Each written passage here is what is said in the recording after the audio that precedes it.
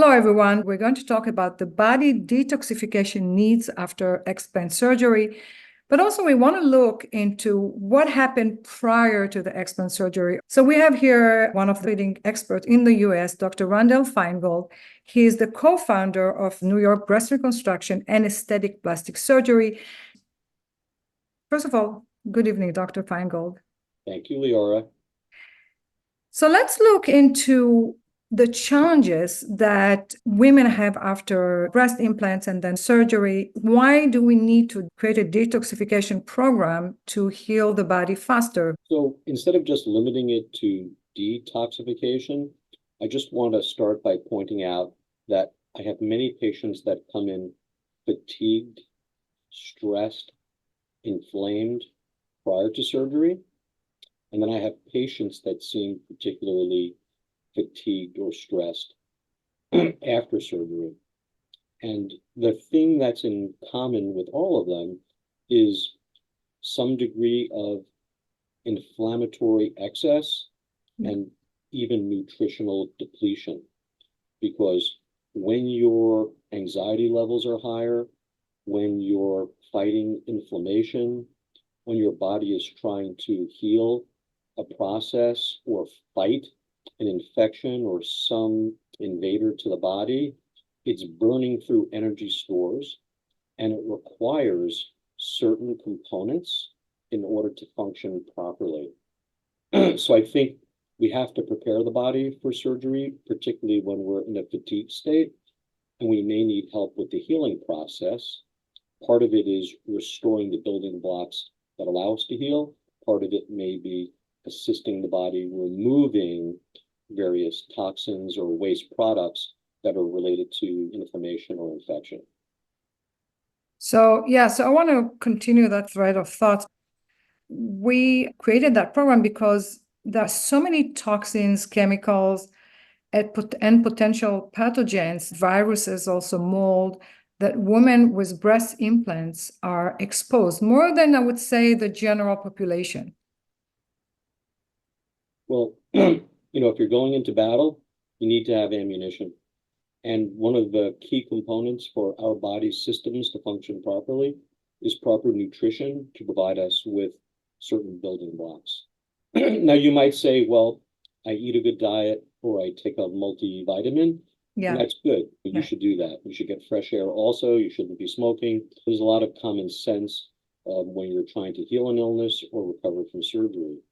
But there's a concept called bioavailability, which goes to the ability of your body to intake these building blocks efficiently and in sufficient quantity to make it useful. Mm-hmm. Some people have excellent absorption through their GI tract. Yeah. Other people less. Some people actually have inflammation that affects their GI function. They may have breakdowns in the lining of their GI tract. They may have allergic components that affect their ability to absorb nutrients. Mm-hmm. So if you take nutrition orally, if you take vitamins, if you take supplements, there is a chance that a portion of it is getting into your body and being absorbed into your bloodstream, but a good part of it may not. If you're going to the operating room and we're looking to prevent infection with antibiotics, we would never give someone an antibiotic pill to prepare them for the operation. We would always give it intravenously, because then the bioavailability is 100%. Guaranteed delivery to the bloodstream. So similarly, many patients benefit from intravenous nutrition therapy, and that's more than hydration.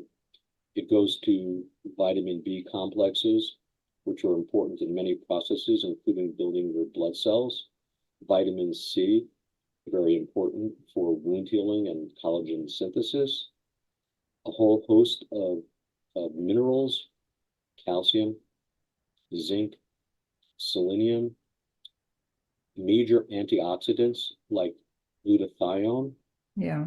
So I don't think we can be as certain when we take oral supplements as to its bioavailability, but I have patients that enjoy preparation for surgery with intravenous nutrition therapy, and other patients that are pretty fatigued after surgery, which is a trauma to the body. Absolutely. And they benefit from intravenous nutrition after surgery, whether it's that week, 2 weeks later, 3 weeks later. I see positive successes in my patients who, taken the opportunity to prepare their body before surgery or supplement their body after surgery with this type of nutritional therapy. Yeah, that's really interesting because we met about 3 years ago, maybe a little bit longer than that. And you were my plastic surgeon. I explanted with you. And I've seen how you have over the past years, open yourself and you became more proactive towards a holistic approach to healing and recovery. And I'm interested to know, what have you learned during that time that sort of opened, I would say, a different world? You bring up an excellent point. As a surgeon, I like fixing problems with my hands in a concrete way.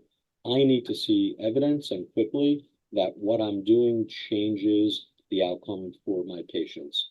So when I started taking care of many women with all types of implant-related complications, I was not open-minded to non-surgical approaches or non-surgical therapy. Mm-hmm. However, just like I trust my patients when they have symptoms, because nobody knows your body better than you. I think as doctors, we have to be trusting of our patients. We have to give them credibility when they report symptoms. I also started to notice that patients were taking advantage of non-surgical therapies prior to surgery, after surgery, and the patients that were availing themselves of these options seemed to be thriving more. So, sometimes as physicians, we have to learn to be flexible in our thinking and embrace certain technologies that might not be what our core training was in. Nutrition is obviously a safe approach. It's a reasonable approach for any one of us.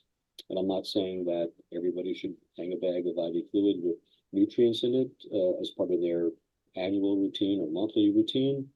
But watching patients get better and learning from them about adjunctive therapies that they've obtained outside of my practice, it really led me to consider, how can we standardize this?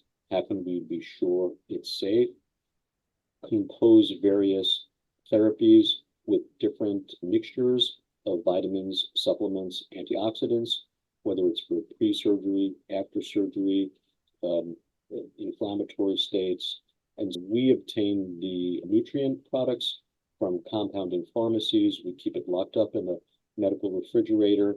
They're mixed on a daily basis, customized for each patient.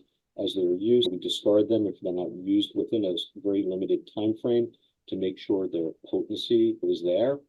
And at the end of the day, I have to assess what patients report to me in terms of their comfort, in terms of their fatigue, in terms of their strength, and clearly they are benefiting from this.